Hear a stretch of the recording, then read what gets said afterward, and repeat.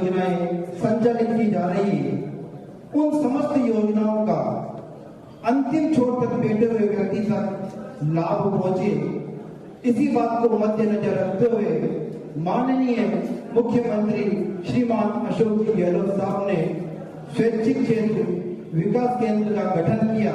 माननीय अर्चना मैडम स्वैच्छिक क्षेत्र विकास केंद्र के अध्यक्ष माननीय मसीह साहब और उनके साथ पधारे हुए सभी पदाधिकारियों का मैं झालावाड़ के सभी एनजीओ के साथियों की तरफ से हार्दिक वंदन, अभिनंदन और स्वागत करता हूं। एक बार सभी एनजीओ के साथियों से निवेदन करूंगा कि जोरदार तालियों के साथ आप सभी का स्वागत करें। आज हम सब यहाँ पर ये आयोजन कर रहे हैं, ये सिर्फ और सिर्फ कलेक्टर मैडम के जज्बे को दिखाता है कि हम राजधानी से यहाँ पर इस कार्यक्रम की शुरुआत करने के लिए आए हैं।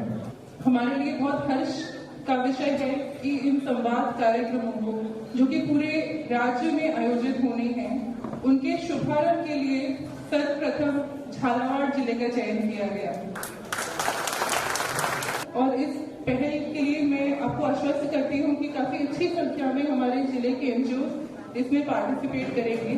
साथ ही साथ ये जो संवाद कार्यक्रम है, इसमें 10 डिपार्टमेंट्स हैं जिनकी प्रेजेंटेशन आज और कल 2 दिन होंगी और उसमें जो भी सरकार की फ्लैगशिप योजनाएं हैं उनके बारे में बहुत विस्तृत चर्चा की जाएगी। कि झालावाड़ को इस कार्यक्रम की शुरुआत करने के लिए चुना गया, ये कोई आसानी से नहीं चुना गया है। बहुत से जिले चाहते थे कि ये कार्यक्रम जो है ये हमारे जिले से शुरू किया जाए, क्योंकि ये कार्यक्रम जो है ये मुख्यमंत्री अशोक गहलोत जी की सोच के अनुरूप कार्यक्रम है और इस कार्यक्रम की सारी रिपोर्ट जो है और जो भी हम ये संवाद कार्यक्रम करेंगे उसकी रिपोर्ट बनके माननीय मुख्यमंत्री जी तक जाएगी। तो हर जिला ये चाह रहा था कि हमारे जिले से ये कार्यक्रम शुरू हो, लेकिन क्योंकि हमारा काम स्वैच्छिक संगठनों को और स्वैच्छिक संगठन जो है जन कल्याणकारी कार्य करते हैं और माननीय मुख्यमंत्री जी ने जन कल्याणकारी योजनाएं इतनी दी है कि अभी तक भी वो कहते हैं कि आप मांगते मांगते थक जाओगे, मैं देते देते नहीं थकूंगा। उनकी ये इच्छा है कि अभी तक एनजीओ, ट्रस्ट, फाउंडेशन, जितने भी स्वयंसेवी संगठन है, वो संगठन काम तो कर रहे थे और बहुत अच्छा काम भी कर रहे थे, लेकिन उनको रिकॉग्नाइजेशन नहीं मिल रहा था, उनको एक प्लेटफॉर्म नहीं मिल रहा था, उनको एक आगे बढ़ने का रास्ता नहीं मिल रहा था। जो जैसा करना चाह रहा था वैसा कर रहा था और उनको कोई रास्ता दिखाने वाला, उनकी कोई समस्याओं को हल करने वाला एक ऐसा डिपार्टमेंट नहीं था, एक ऐसा छतरी नहीं थी जिसके नीचे वो आके और सारी अपनी समस्याओं का हल कर सके और अपने कार्यक्रमों को तेजी से आगे बढ़ा सके। और जितनी जन कल्याणकारी योजनाएं हैं, माननीय मुख्यमंत्री जी के साथ जब शुरू में हम बैठे थे तो उन्होंने कहा कि जितने एनजीओ, ट्रस्ट, फाउंडेशन और स्वयंसेवी संगठन हैं, इनका नीचे तक का नेटवर्क है। हर गली में, हर मोहल्ले में, हर गांव में, हर ठाणे में, हर जगह एनजीओ काम कर रहे हैं और अच्छा काम भी कर रहे हैं। जन कल्याणकारी योजनाएं मुख्यमंत्री जी ने इतनी दी है, उन योजनाओं को अगर सही तरीके से जिनके लिए वो है अंतिम छोर तक उनको पहुंचाया जाए, तो मैं समझता हूं कि उन्होंने कहा कि इस प्रदेश का कोई भी ऐसा व्यक्ति जो है वंचित नहीं रह सकता, क्योंकि हर क्षेत्र में उन्होंने जन कल्याणकारी योजनाएं दी है। हर सेक्टर के अंदर उन्होंने हर तरह की योजनाएं दी है जन कल्याणकारी, और उन जन कल्याणकारी योजनाओं के माध्यम से प्रदेश के जो पिछड़े तबके के लोग हैं, जो पिछड़ गए हैं, जो फाइनेंशियल वीक हैं, उनको ऊपर उठाने के लिए बहुत बड़ा एक कार्यक्रम हो सकता है और राजस्थान जो है वो देश के अंदर सबसे आगे निकल सकता है। ये उनकी सोच, और उस सोच को कामयाब करने के लिए उन्होंने मुझे चुना। ये मैं अपने आप में बहुत बड़ा अपने आप को फख्र मानता हूं कि उन्होंने मेरे जैसे एक छोटे कार्यकर्ता को इस बात के लिए चुना और उन्होंने मेरे पे विश्वास किया कि मैं इस कार्यक्रम को कर सकता हूं। और वो सब दारोमदार है आप लोगों पर, जो एनजीओ, ट्रस्ट और फाउंडेशन के लोग हैं। और ये विश्वास जो आपके ऊपर उन्होंने जताया है, जो आपके ऊपर उन्होंने इतना बड़ा विश्वास करके इतना बड़ा डिपार्टमेंट खड़ा किया है, और यही नहीं, उन्होंने मुझसे कहा है कि जितने भी एनजीओ, ट्रस्ट, फाउंडेशन और स्वयंसेवी संगठन है,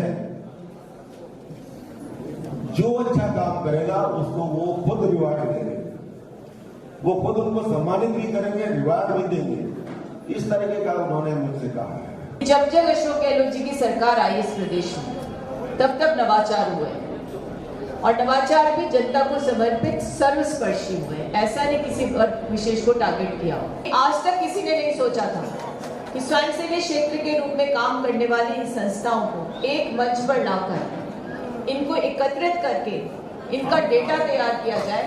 और एक्रेडिटेशन का मतलब आप समझते हो कि उसके बाद आपका उसमें रजिस्ट्रेशन हो गया और आपको एक तरह से मान्यता मिल गई। और सरकारी क्षेत्र से मान्यता मिलना किसी एनजीओ को, ये सबसे बड़ी उपलब्धि होती है, ऐसा मैं मानती हूँ। उसके अलावा आपने कहा कि हम टीओटी प्रोग्राम भी शुरू करेंगे।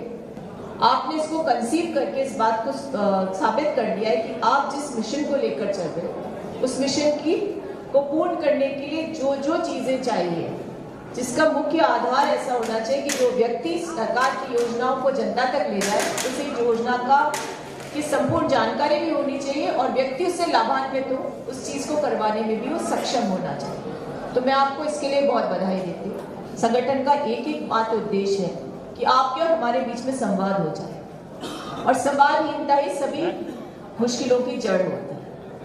और वैसे भी कहते हैं ना, policy is as good as its implementation. और इसी डिपार्टमेंट के अधीन ये सारे एनजीओ कमोबेश काम करते हैं और ये सारी योजनाएं जनता तक पहुंचे, इसका दायित्व आप सबका। इसलिए आप सबको इस संवाद कार्यक्रम में हमने शामिल होने का एक आग्रह किया।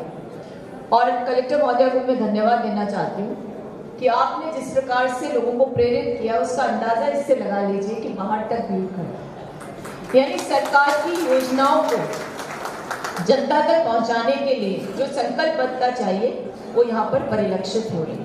यदि स्वैच्छिक क्षेत्र विकास केंद्र के बारे में कोई भी आपको सवाल करना है तो आप अभी कर सकते हैं, क्योंकि माननीय अध्यक्ष महोदय यहाँ पर मौजूद हैं और हर डिपार्टमेंट का एक ब्यौरा यहाँ पर दिया हुआ है। आप जो अधिकारी हैं उनसे भी कर सकते हैं संवाद, की जिसको जिस डिपार्टमेंट के साथ में संवाद करना है, उससे जुड़ी हुई योजनाओं के बारे में जानकारी करनी है, अनुदानों के बारे में पता करना है, वो उस डिपार्टमेंट के जब प्रेजेंटेशन है, जो माननीय कलेक्टर महोदय ने डिपार्टमेंट्स की ड्यूटी लगाई हुई है, वो उस समय आकर के उनके साथ में सीधा संवाद कर सकते हैं। और एक हनी के बॉक्स भी सर हमारे पास 1500 बॉक्स है। अभी प्रेजेंट में रेटेनिंग पूरी तो 900 क्विंटल के समथिंग हनी स्टॉक। और जो गवर्नमेंट से, जैसे कि पहले सर मैंने ट्रेनिंग भी की जयपुर, तो जो केंद्र से जो पैसा आना था तो उसमें क्या वो सारे पहले एनजीओ के अकाउंट में आते थे। तो मैंने इसका क्वेश्चन भी उठाया था, मैंने कहा सर एनजीओ को जाने चाहिए, एफपीओ को जाने चाहिए। तो वो संशोधन हुआ है। अब बाद वाले में ये परेशानी है, मगर मेरा यही निवेदन है कि जैसे कि इनकी गाइडलाइन थी सर 4 साल के, तो 3 साल और हमने काम किया तो हमारा एक्टिविटी ग्रांट तो मिलना चाहिए। और झालावाड़ जिले का प्रथम एफपीओ है सर,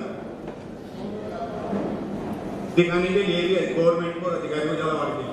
और हर जहां भी बुलाते हैं, हम हर समस्या का समाधान लेकर पहुंचते हैं। अदर एफपीओ को भी हेल्प कर रहे हैं सर, प्रमोट भी करते हैं, गाइडलाइन भी देते हैं उनको।